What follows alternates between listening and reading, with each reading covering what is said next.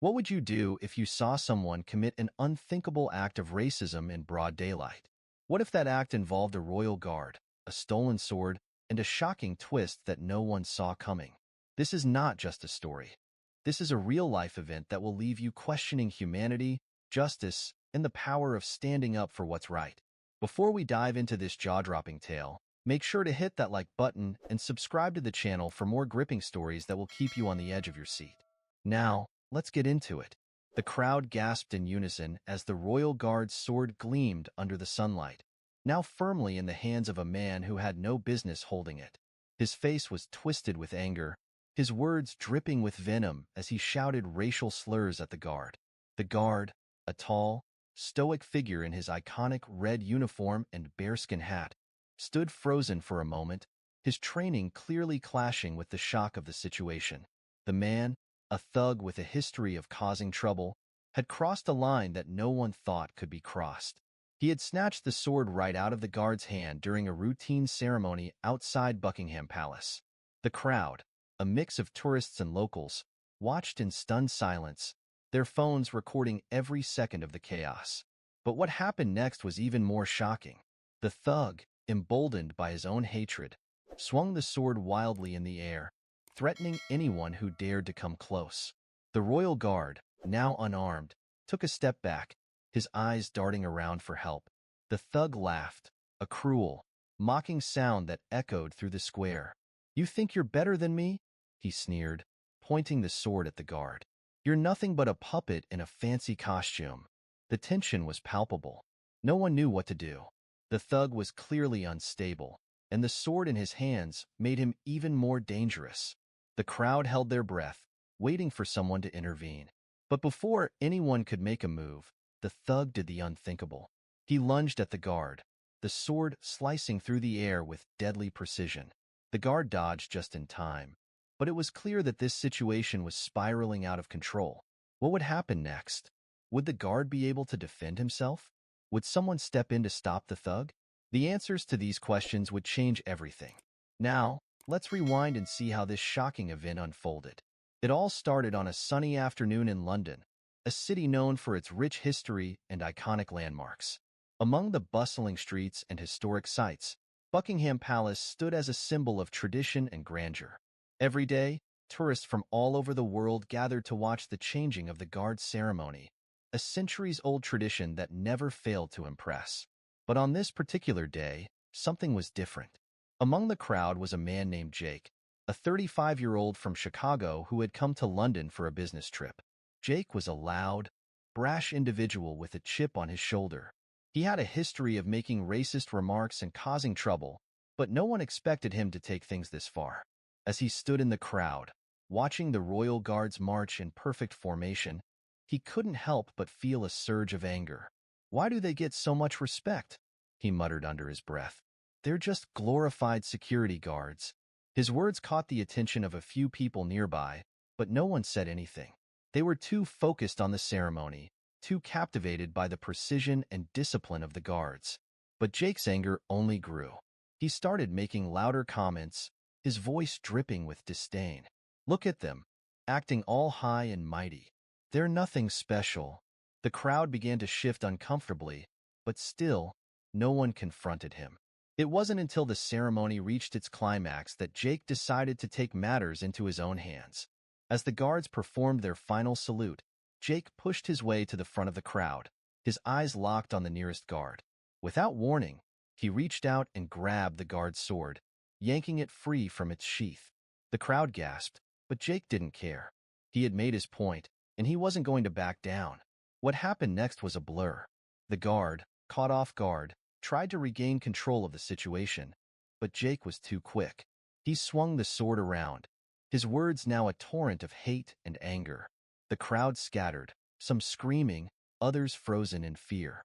The guard, now unarmed, had no choice but to retreat. But Jake wasn't done. He wanted to make a statement, and he was willing to do whatever it took to get his message across. As the chaos unfolded, a young woman named Emily, a 28-year-old from New York, watched from the sidelines. She had been visiting London with her family and had never expected to witness something like this. But as she saw the fear in the guard's eyes and the hatred in Jake's, she knew she had to do something. She didn't know what, but she couldn't just stand by and watch. And that's where we leave you for now. The sword is in the hands of a racist thug, the royal guard is defenseless, and the crowd is in chaos. What will Emily do? Will she step in and try to stop Jake? Or will she become another victim of his rage? The answers to these questions will be revealed soon, but one thing is certain. This story is far from over. The air was thick with tension as Jake swung the stolen sword wildly, his eyes blazing with a mix of anger and triumph. The royal guard, now unarmed, took cautious steps backward, his training kicking in as he assessed the situation. The crowd, once a sea of excited tourists, had turned into a panicked mob, scrambling to get out of harm's way. But amidst the chaos, Emily stood frozen, her heart pounding in her chest. She knew she had to do something. But what? She wasn't a hero. She was just a regular person, caught in the middle of an unthinkable situation. Jake's voice cut through the noise like a knife. "You think you're better than me?" he shouted, pointing the sword at the guard. "You're nothing but a puppet in a fancy costume." His words were laced with venom, each one dripping with hatred. The guard, to his credit, remained calm, his face a mask of stoic professionalism. But Emily could see the fear in his eyes, and it only fueled her determination. Without thinking, she stepped forward, her voice trembling but firm.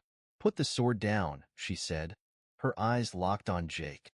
"This isn't the way to handle whatever's bothering you." Jake turned to her, his expression a mix of surprise and rage. "Who the hell are you?" he spat, tightening his grip on the sword. "Stay out of this, or you'll regret it." Emily's heart raced, but she didn't back down. "I'm just someone who doesn't want to see anyone get hurt," she replied, her voice steady. "You don't have to do this. Put the sword down and we can talk." For a moment, it seemed like Jake might listen. His grip on the sword loosened slightly, and his eyes flickered with uncertainty. But then, just as quickly as it had appeared, the moment passed. His face hardened, and he took a step toward Emily, the sword glinting menacingly in his hand. "You think you can tell me what to do?" he snarled. "You're just like him, thinking you're better than everyone else." Emily's breath caught in her throat as Jake raised the sword, his eyes blazing with fury. She braced herself for the worst, but before he could make a move, a loud voice cut through the air. "Drop the sword now." Everyone turned to see a group of police officers rushing toward the scene, their weapons drawn. Jake hesitated, his eyes darting between the officers and the sword in his hand. For a split second, it seemed like he might surrender, but then, with a roar of defiance, he swung the sword at the nearest officer. The officer ducked just in time, and the sword missed him by inches.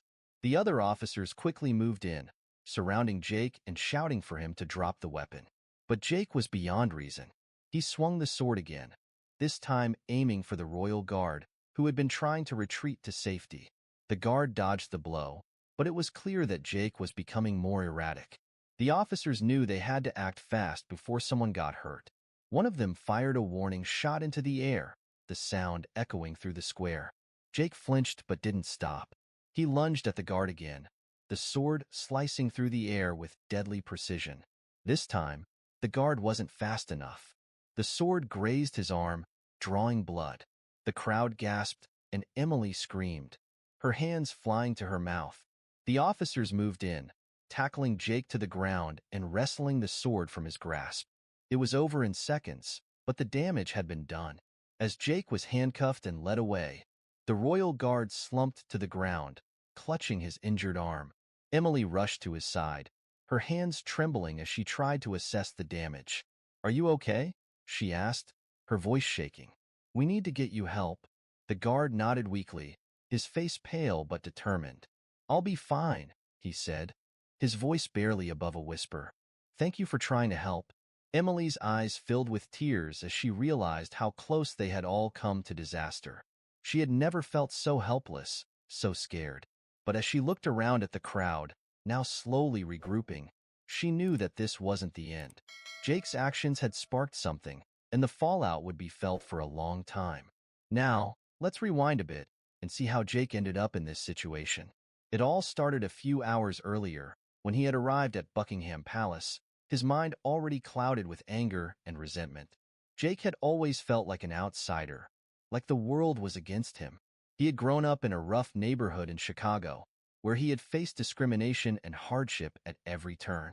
But instead of channeling his anger into something positive, he had let it consume him, turning him into the man he was today. As he stood in the crowd, watching the royal guards with their perfect uniforms and disciplined movements, something inside him snapped. He couldn't understand why they were so revered, why they were treated with such respect. To him, they were just symbols of a system that had failed him, a system that he believed was rigged against people like him. His anger grew with each passing moment until he couldn't take it anymore. He had to make a statement to show the world that he wasn't going to be ignored. And so, when the opportunity presented itself, he took it, snatching the sword and unleashing his rage on the guard. But what Jake didn't realize was that his actions would have consequences far beyond what he could imagine. The incident had been captured on countless phones, and within minutes, it was already spreading across social media. People were outraged, demanding justice for the guard and condemning Jake's actions. But there were also those who sympathized with him, who saw his actions as a desperate cry for help. As the news spread, Emily found herself at the center of the storm. Her attempt to intervene had been caught on camera, and she was being hailed as a hero. But she didn't feel like one. All she could think about was the guard, lying on the ground, injured and in pain. She knew that this wasn't over, that there was still so much more to come. And so, as the sun set over Buckingham Palace, casting long shadows over the square, Emily stood amidst the chaos, her mind racing with questions. What would happen to Jake? Would the guard be okay? And most importantly, what could she do to make sure something like this never happened again? The aftermath of the sword-snatching incident was a whirlwind of chaos and confusion. As Jake was hauled away by the police, the royal guard was quickly attended to by paramedics who had rushed to the scene. Emily stood nearby, her hands still trembling as she watched the medics work. The guard, whose name she had learned was Thomas, was sitting upright now, his injured arm bandaged and his face pale but composed. Despite the pain, he managed to give her a small, grateful smile. "Thank you," Thomas said, his voice steady but soft. "You were brave to step in like that."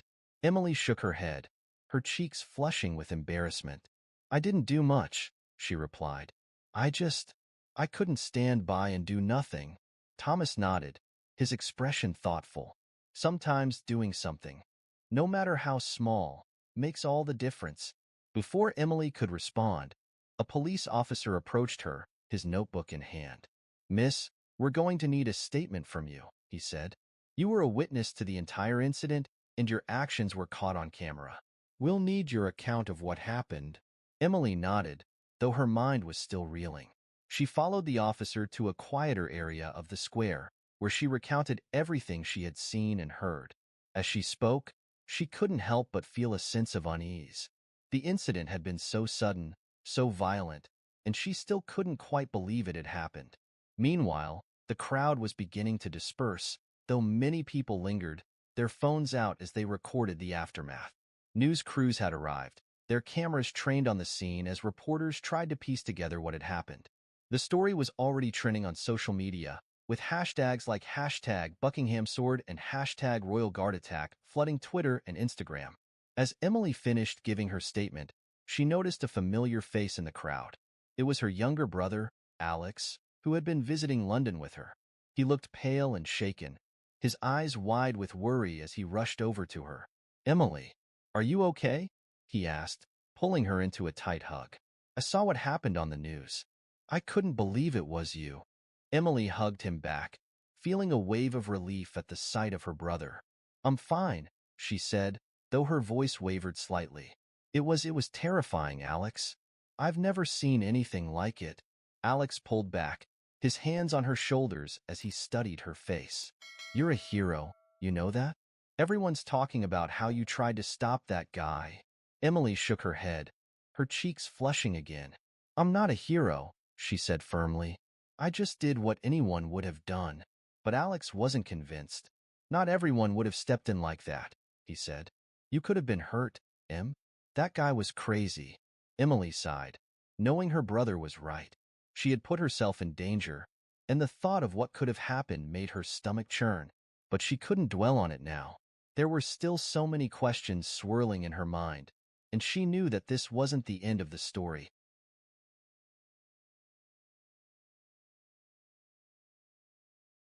As the sun dipped below the horizon, casting a golden glow over the city, Emily and Alex made their way back to their hotel. The streets of London were bustling with activity, but the mood felt different now, heavier, more somber. The incident at Buckingham Palace had shaken everyone, and it was clear that the repercussions would be felt for a long time. When they reached their hotel room, Emily collapsed onto the bed, her body aching with exhaustion. Alex sat down beside her, his expression serious. "What do you think will happen to that guy?" he asked. "The one who took the sword?" Emily frowned, her mind racing. "I don't know," she admitted. "He'll probably be charged with assault and theft, maybe even hate crimes. But I don't think he's just some random thug, Alex. There's something deeper going on with him." Alex raised an eyebrow. "What do you mean?" Emily hesitated, trying to put her thoughts into words. When he was shouting at the guard, he kept talking about how the system was rigged against him. He sounded angry, yeah, but also hurt, like he'd been through something terrible. Alex nodded slowly, his expression thoughtful. "So you think he's not just a bad guy? That maybe there's more to the story?" "I don't know," Emily said again, her voice tinged with frustration. I can't stop thinking about it. What if he's not the villain everyone's making him out to be? What if he's just someone who's been pushed to the edge?" Alex didn't respond right away, and for a moment, the room was silent. Then he reached over and squeezed Emily's hand. "You've got a big heart, Em, but don't forget what he did. He hurt that guard, and he could have hurt you too." Emily nodded, knowing her brother was right. But she couldn't shake the feeling that there was more to Jake's story, something that no one had seen yet. The next morning, Emily woke up to the sound of her phone buzzing incessantly. She groaned, reaching over to grab it, and was surprised to see dozens of notifications flooding her screen. Her attempt to intervene during the incident had gone viral, and she was being bombarded with messages from friends, family, and even strangers. "Emily, you're all over the news." One text read, "You're a hero. I can't believe you were there," another said. "Are you okay?" Emily scrolled through the messages, her heart pounding. She hadn't expected this kind of attention, and it made her feel uneasy. She wasn't a hero. She was just someone who had tried to do the right thing. As she got ready for the day, Emily couldn't stop thinking about Jake. She knew he was in police custody, but she couldn't shake the feeling that there was more to his story. Determined to find answers, she decided to do something she never thought she'd do. She reached out to a local journalist who had covered the incident, asking if she could speak to Jake. To her surprise, the journalist agreed to help. "I can't promise anything," he said, "but I'll see what I can do." Emily thanked him, her heart racing with anticipation. She didn't know what she would say to Jake, or even if he would agree to speak to her, but she had to try. She had to understand what had driven him to do something so unthinkable. Later that day, Emily found herself standing outside the police station, her hands clenched into fists at her sides. She had been granted permission to visit Jake, but now that she was here, she wasn't sure if she was ready. Taking a deep breath, she stepped inside, her mind racing with questions. What would Jake say to her? Would he even want to talk? And most importantly, would she find the answer she was looking for? Emily stood in the cold, sterile hallway of the police station, her heart pounding in her chest. The air smelled faintly of disinfectant, and the fluorescent lights buzzed overhead, casting a harsh glow on everything. She had never been in a place like this before, and it made her feel small and out of place. But she couldn't back out now. She had come this far, and she needed to see this through. A police officer led her to a small, windowless room with a table and 2 chairs. "He'll be here in a moment," the officer said, his tone neutral. "You've got 15 minutes." Emily nodded, her throat too dry to speak. She sat down in one of the chairs, her hands clasped tightly in her lap. She didn't know what to expect, but she knew she had to stay calm. This was her chance to understand what had driven Jake to do what he did. The door opened, and Jake walked in, his hands cuffed in front of him. He looked different from the man she had seen at Buckingham Palace, smaller, less intimidating. His face was pale, and there were dark circles under his eyes, as if he hadn't slept in days. He glanced at her, his expression unreadable, before sitting down across from her. For a moment, neither of them spoke. The silence was heavy, suffocating, and Emily struggled to find the right words. Finally, she took a deep breath and broke the silence. "Hi, Jake," she said, her voice soft but steady. "My name's Emily. I was there, at Buckingham Palace." Jake's eyes flicked up to meet hers, and for a split second, she thought she saw a flicker of recognition. But then his expression hardened, and he looked away. "What do you want?" he muttered, his voice low and rough. Emily hesitated, unsure of how to proceed. I wanted to talk to you," she said, "to understand why you did what you did." Jake let out a bitter laugh, shaking his head. "You think you can understand me?" he said, his tone mocking. "You don't know anything about me." "You're right," Emily admitted. "I don't, but I want to. I want to hear your side of the story." Jake stared at her for a long moment, his eyes searching hers as if trying to figure out if she was serious. Finally, he leaned back in his chair, his expression softening slightly. "Why do you care?" he asked. "Everyone else just sees me as a monster." Emily shook her head. "I don't think you're a monster," she said. "I think you're someone who's been hurt, and I want to know why." Jake was silent for a long time, his gaze fixed on the table between them. When he finally spoke, his voice was quiet, almost a whisper. "You wouldn't understand," he said. "No one does." "Try me," Emily said gently. "I'm here to listen." Jake hesitated, his jaw tightening as if he were fighting some internal battle. Finally, he let out a long breath and began to speak. Jake's story was one of pain and hardship, of a life filled with struggles that no one should have to face. He had grown up in a rough neighborhood in Chicago, where violence and poverty were a daily reality. His father had left when he was just a kid, and his mother had worked 3 jobs just to keep food on the table. But no matter how hard she worked, it was never enough. "I was always the outsider," Jake said, his voice tinged with bitterness. "The kid with the hand-me-down clothes and the free lunch ticket. The other kids, they never let me forget it." As he grew older, Jake's anger grew. He felt like the world was against him, like no matter what he did, he would always be at the bottom. He dropped out of school, got into trouble with the law, and eventually found himself drifting from one dead-end job to another.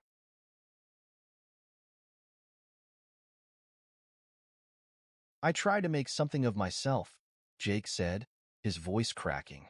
"But every time I thought I was getting ahead, something would knock me back down. It's like the system's rigged against people like me." Emily listened in silence, her heart aching for the man sitting across from her. She could hear the pain in his voice, the years of frustration and anger that had built up inside him. But she also knew that none of it excused what he had done. "What happened at Buckingham Palace?" Emily began, her voice careful. "Why did you do it?" Jake's face darkened, and for a moment, Emily thought he might shut down.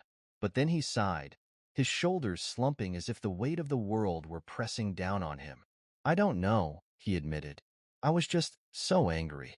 I saw those guards, all perfect and polished, and it set me off. I felt like they were everything I wasn't, everything I could never be. And I snapped." Emily nodded, her mind racing.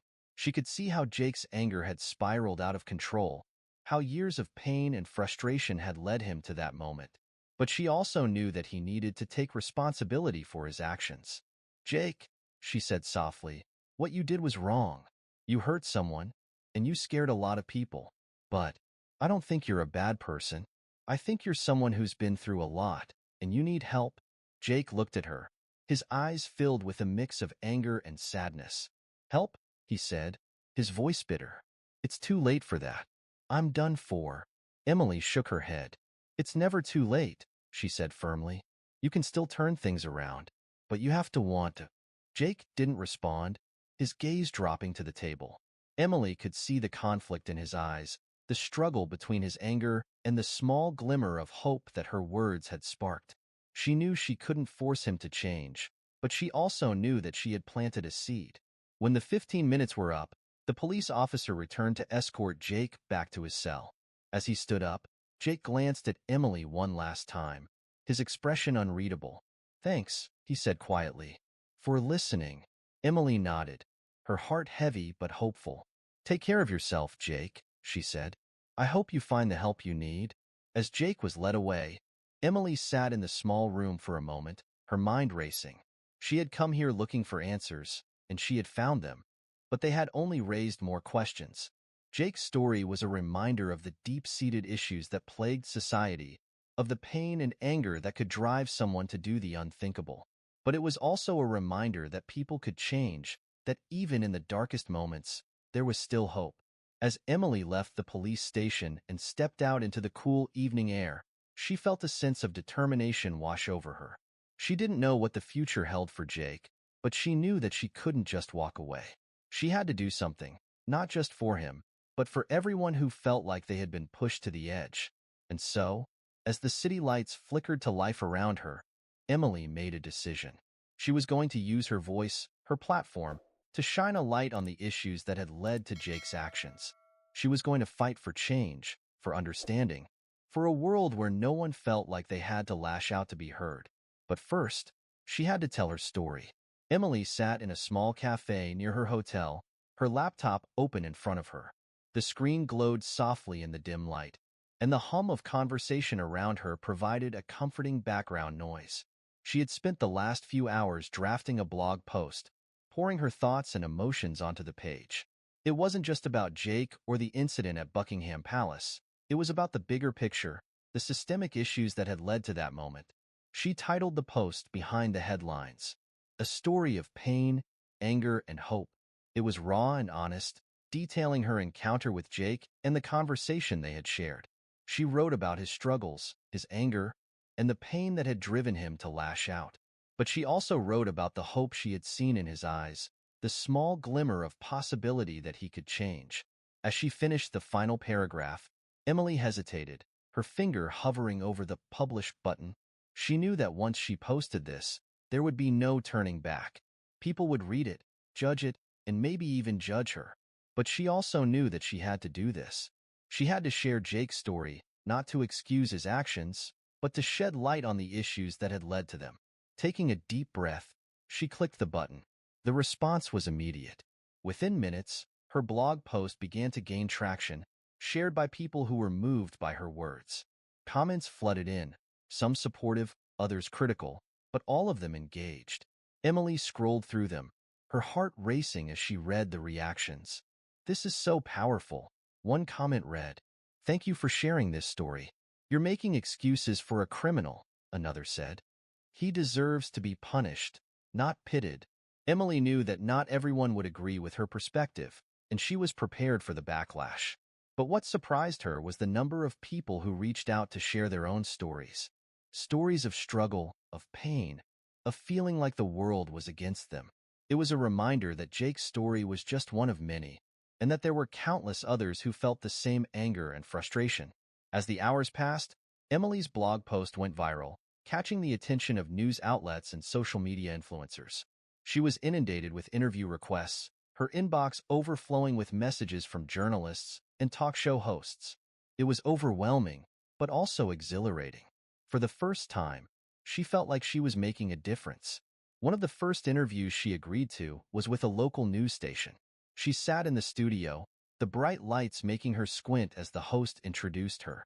"We're here today with Emily Carter, the woman who bravely intervened during the shocking incident at Buckingham Palace," the host said, turning to her with a smile. "Emily, thank you for joining us." "Thank you for having me," Emily replied, her voice steady despite the butterflies in her stomach. The host leaned forward, her expression serious. "Your blog post has sparked a lot of conversation. You've shared the story of the man who attacked the royal guard, and you've humanized him in a way that many people find controversial. Why did you feel it was important to tell his story?" Emily took a deep breath, choosing her words carefully. "I didn't write that post to excuse what Jake did," she said. "What he did was wrong, and he needs to take responsibility for his actions. But I also believe that we can't address the problem if we don't understand the root causes. Jake's story is a reflection of the pain and anger that so many people feel, and if we ignore that, we're only going to see more incidents like this. The host nodded, her expression thoughtful. You've talked about systemic issues, poverty, discrimination, lack of opportunity. What do you think needs to be done to address these problems?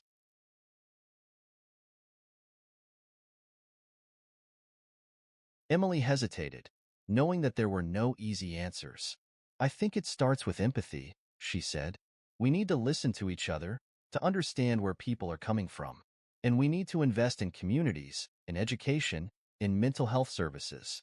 We need to create opportunities for people to succeed, so they don't feel like they have to lash out to be heard. The host smiled, clearly impressed by Emily's passion.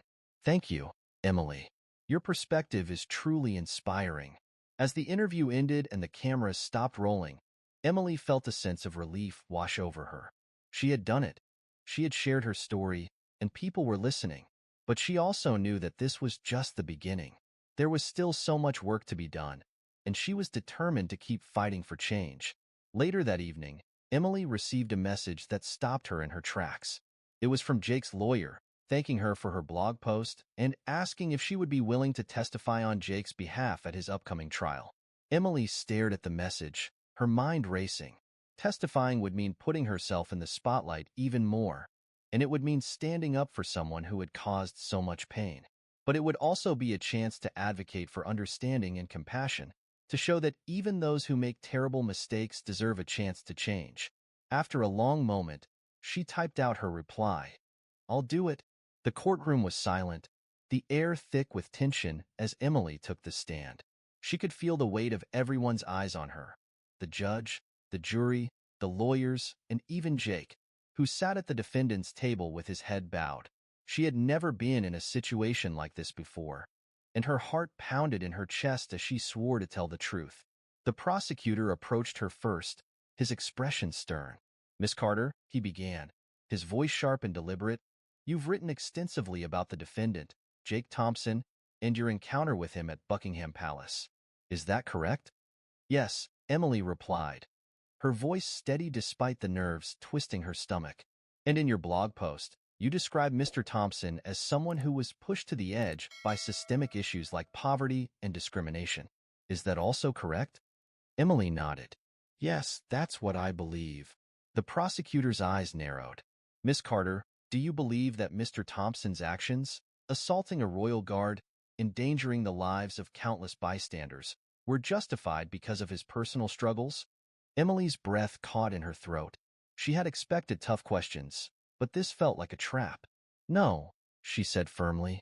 I don't believe his actions were justified. What he did was wrong, and he needs to take responsibility for that. But I also believe that understanding why he did it is important if we want to prevent things like this from happening again. The prosecutor frowned, clearly unsatisfied with her answer. So you're saying that Mr. Thompson's background excuses his behavior? No, Emily said again, her voice rising slightly. I'm saying that his background explains his behavior. There's a difference. We can't just punish people and expect the problem to go away. We have to address the root causes. The prosecutor opened his mouth to respond, but the judge interrupted. That's enough, counselor. Let's move on. The prosecutor stepped back, his expression tight, and Jake's lawyer approached Emily. His demeanor was calm, almost reassuring, and Emily felt some of the tension ease from her shoulders. Miss Carter, he began, his voice gentle. You've spoken about the importance of empathy and understanding. Can you tell the court about your conversation with Mr. Thompson after the incident? Emily took a deep breath, recalling the moment she had sat across from Jake in the police station. He told me about his life, she said, about growing up in poverty, about feeling like the world was against him. He was angry, yes, but he was also hurt. He felt like no one cared about him, like he didn't matter. And how did that conversation affect you? The lawyer asked. Emily hesitated, her eyes flicking to Jake for a moment. He was looking at her now, his expression unreadable. It made me realize that there's more to this story than what we see on the surface, she said. Jake made a terrible mistake, but he's not just a monster. He's a person who's been through a lot, and I think he deserves a chance to change. The lawyer nodded, his expression thoughtful. Thank you, Miss Carter. No further questions. As Emily stepped down from the stand, she felt a mix of relief and exhaustion. She had done her part, and now it was up to the jury to decide Jake's fate. But as she returned to her seat, she couldn't shake the feeling that this wasn't the end. Not for her, and not for Jake. The trial continued for several more days, with witnesses ranging from the Royal Guard. Jake had attacked to experts on systemic inequality. The prosecution painted Jake as a dangerous criminal who needed to be locked away, while the defense argued that he was a product of his environment and deserved a chance at rehabilitation. Finally, the day of the verdict arrived. The courtroom was packed, the tension so thick it felt like you could cut it with a knife. Emily sat in the back, her hands clasped tightly in her lap as the jury filed in. The judge turned to the jury foreman. Have you reached a verdict? The foreman stood, holding a piece of paper in his trembling hands. We have, Your Honor. Emily held her breath as the foreman read the verdict. On the charge of assault with a deadly weapon, we find the defendant, Jake Thompson, guilty. A murmur rippled through the courtroom, and Emily's heart sank. She had known this was a possibility, but hearing the words out loud was still a blow. She glanced at Jake, who sat motionless, his face pale but expressionless. The judge turned to Jake. Mr. Thompson, you have been found guilty of a serious crime. However, given the circumstances of your case and the testimony provided, I am sentencing you to 10 years in prison, with the possibility of parole after 5 years if you demonstrate good behavior and participate in rehabilitation programs. The gavel came down with a sharp crack, and just like that, it was over. Jake was led away in handcuffs, his head bowed, and the courtroom began to empty. Emily stood outside the courthouse, the cool breeze doing little to ease the heaviness in her chest. She had known that this was a possibility, but it still felt like a failure. She had hoped that Jake would be given a chance to turn his life around, but now he would spend years behind bars. As she turned to leave, she felt a hand on her shoulder. It was Jake's lawyer, his expression sympathetic. You did everything you could, he said. And because of you, Jake has a chance at parole. That's more than he would have had otherwise. Emily nodded, though the words did little to comfort her. I wish there was more I could do. The lawyer smiled faintly. There is. You've already started a conversation that's reaching people all over the world. Keep fighting for change, Emily.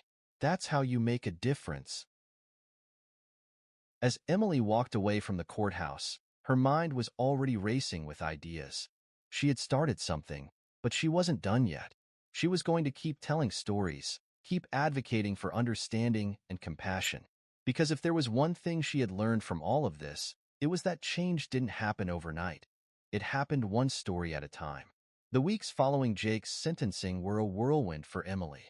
Her blog post and the trial had catapulted her into the public eye, and she found herself inundated with requests for interviews, speaking engagements, and even book deals. It was overwhelming, but also exhilarating. For the first time in her life, she felt like she was making a real difference.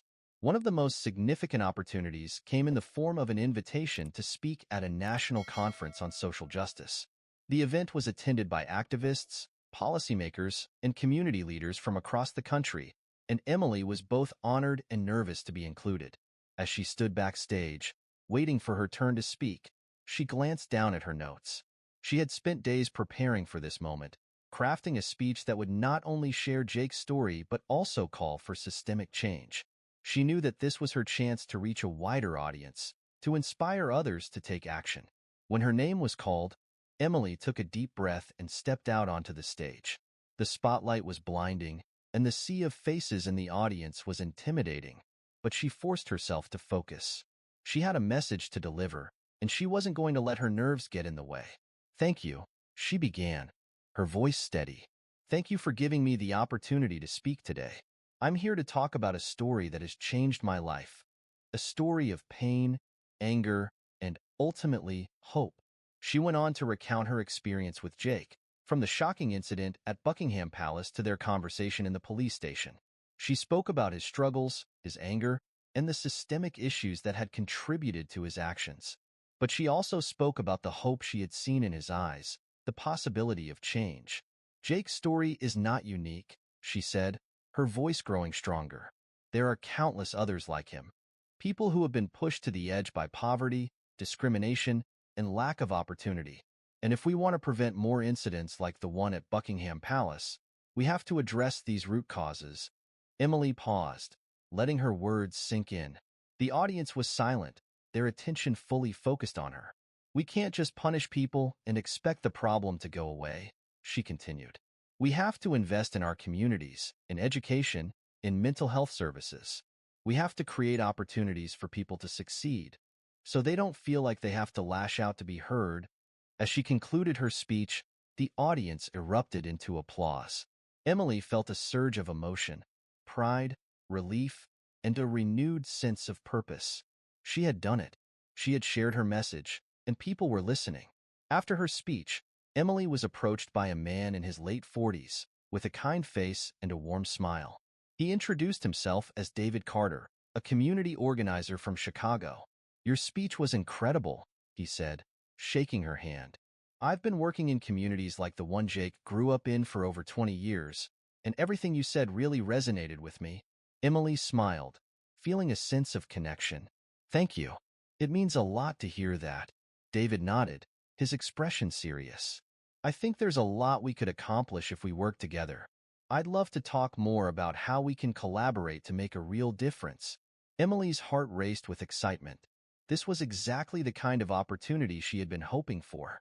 "I'd love that," she said. "Let's set up a time to talk."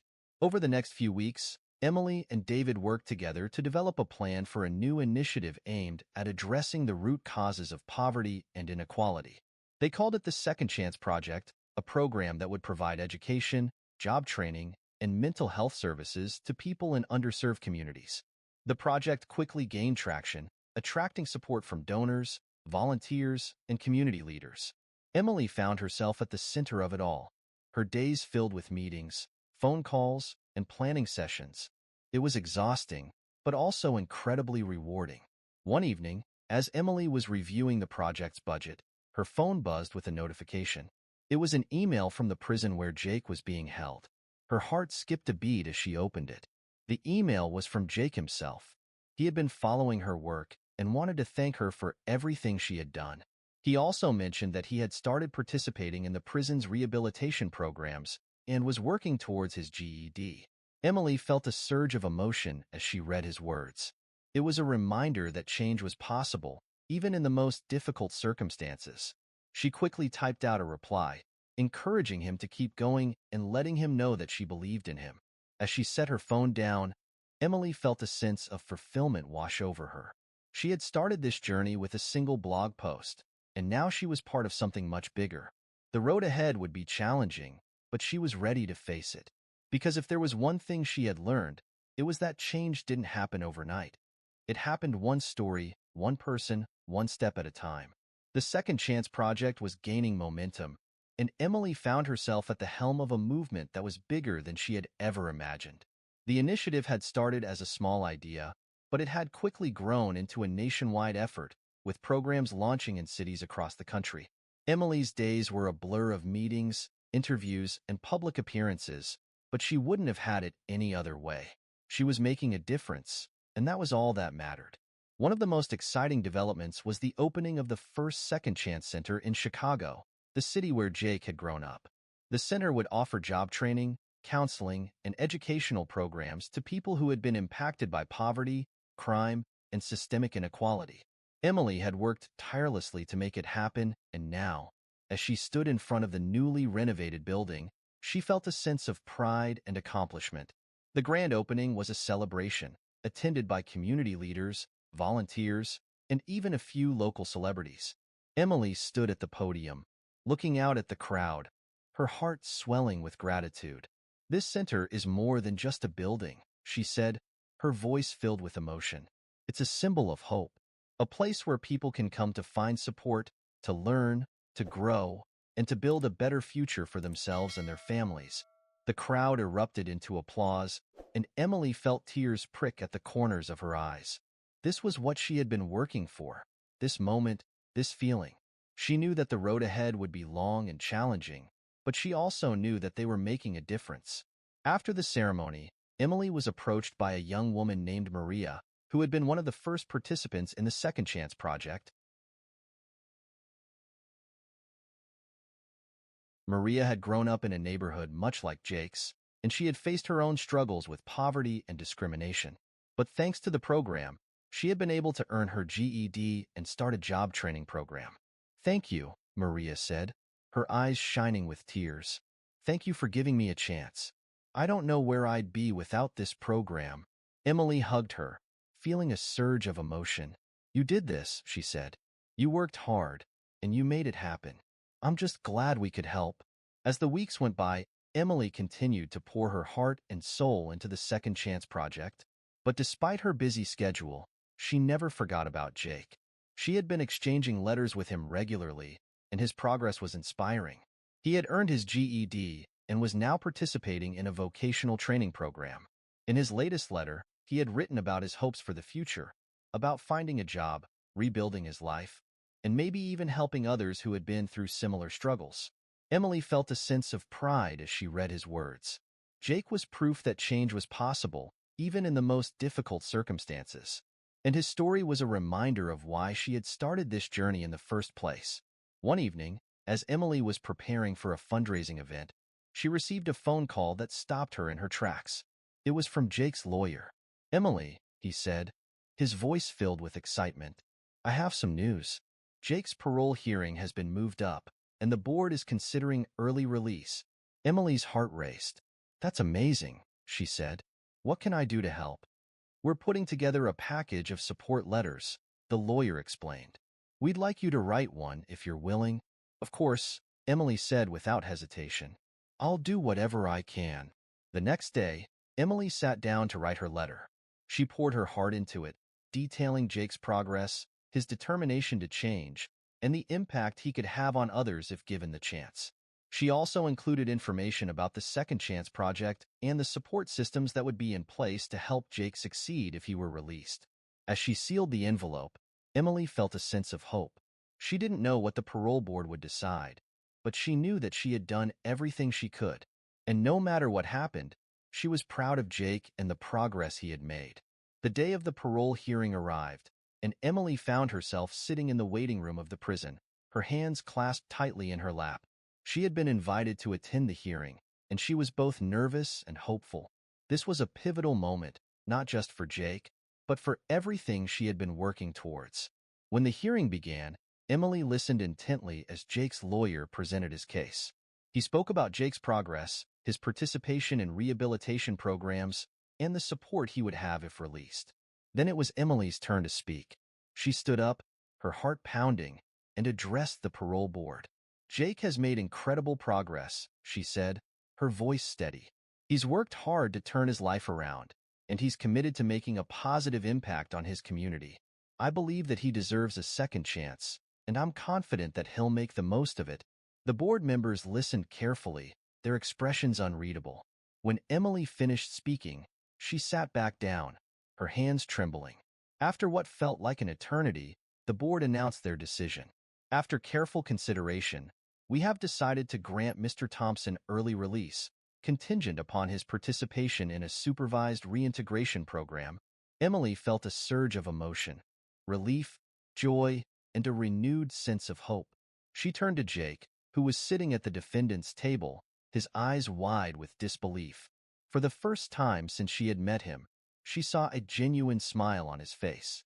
As they left the courthouse, Jake turned to Emily, his expression filled with gratitude. "Thank you," he said, his voice choked with emotion. "I don't know how to repay you for everything you've done." Emily smiled, feeling tears prick at the corners of her eyes. "You don't have to repay me," she said. "Just keep moving forward. That's all I ask." Jake nodded, his eyes shining with determination. "I will. I promise." Jake's release was a turning point, not just for him, but for Emily and the Second Chance project as well. The media coverage of his story brought even more attention to the initiative, and donations poured in from people who were inspired by his journey. Emily found herself busier than ever, but she wouldn't have had it any other way. She was living her purpose, and it felt incredible.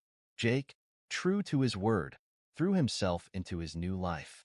He moved into a halfway house and began working with a caseworker to find a job and rebuild his life. Emily stayed in close contact with him, offering support and encouragement whenever he needed it. She also connected him with the Second Chance Center in Chicago, where he started volunteering as a mentor to others who were going through similar struggles. One evening, as Emily was wrapping up a long day of meetings, she received a call from Jake. His voice was filled with excitement. "Emily," he said, "I got a job. A real job." Emily's heart swelled with pride. "That's amazing, Jake. I'm so proud of you. What will you be doing?" "It's at a construction company," Jake explained. "They're giving me a chance to learn the trade and work my way up. It's hard work, but I'm ready for it." Emily smiled, feeling a sense of fulfillment. "You're going to do great, Jake. I know it." As the months went by, Jake continued to thrive. He worked hard at his job, saved money, and even started taking classes at a local community college.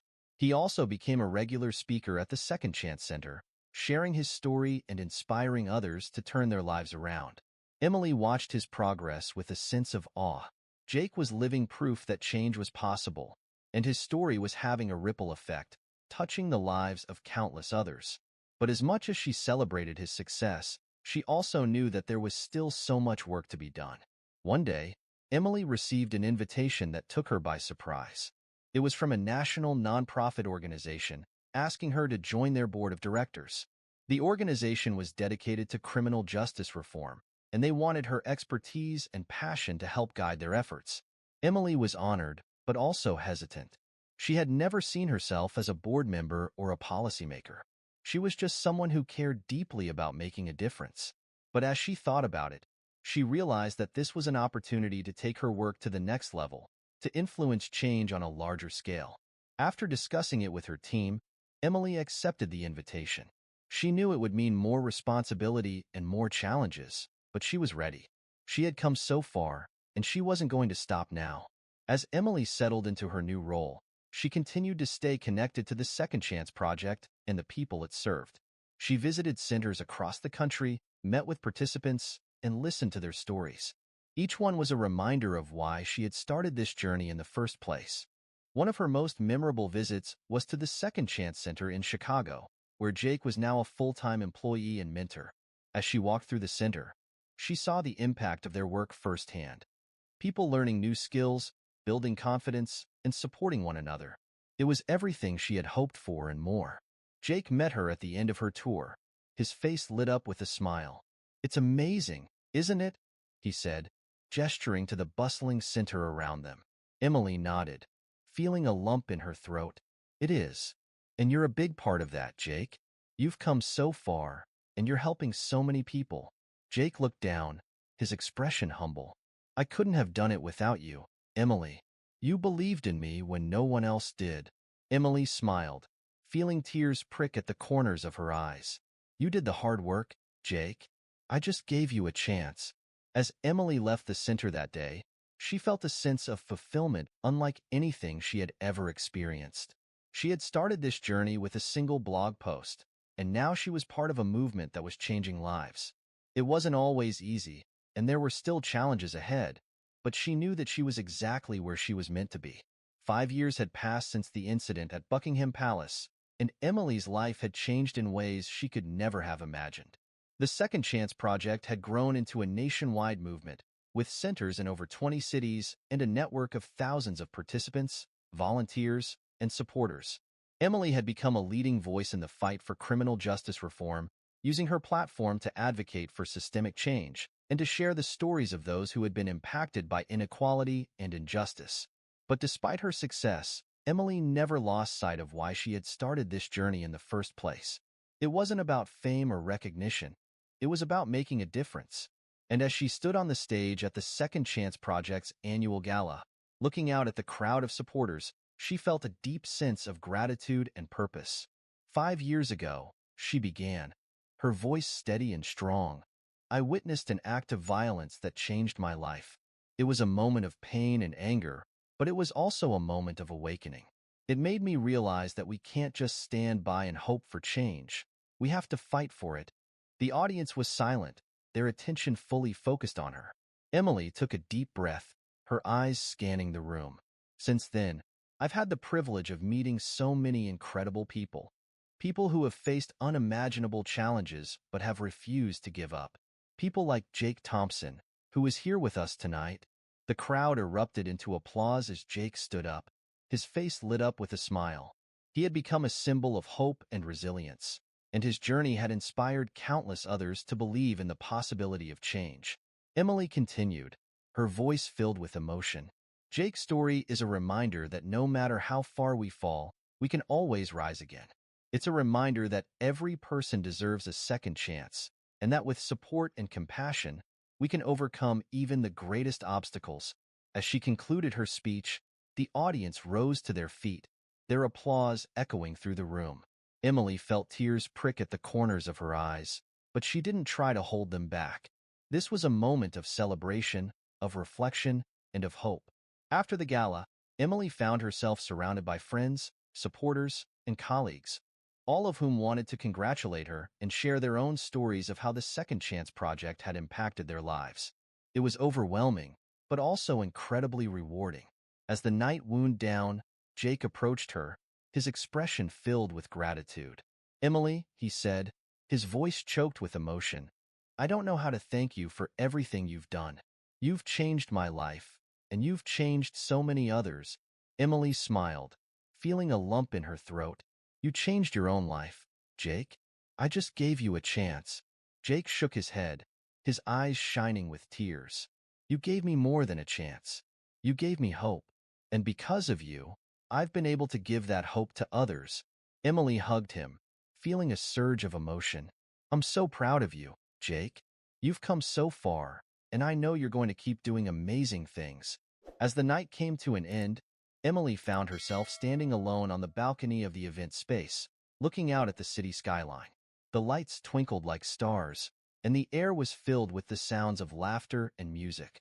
It was a perfect moment, and she allowed herself to savor it. But even as she celebrated how far they had come, Emily knew that their work was far from over. There were still so many people who needed help, so many systems that needed to be changed, and she was more determined than ever to keep fighting for them. As she turned to go back inside, she felt a sense of peace and purpose. She had started this journey with a single blog post, and now she was part of a movement that was changing lives. It wasn't always easy, and there were still challenges ahead, but she knew that she was exactly where she was meant to be. The next morning, Emily woke up early, her mind already racing with ideas for the future. She had a meeting with her team to discuss new initiatives, and she was excited to get started. But before she left her apartment, she took a moment to reflect on everything they had accomplished.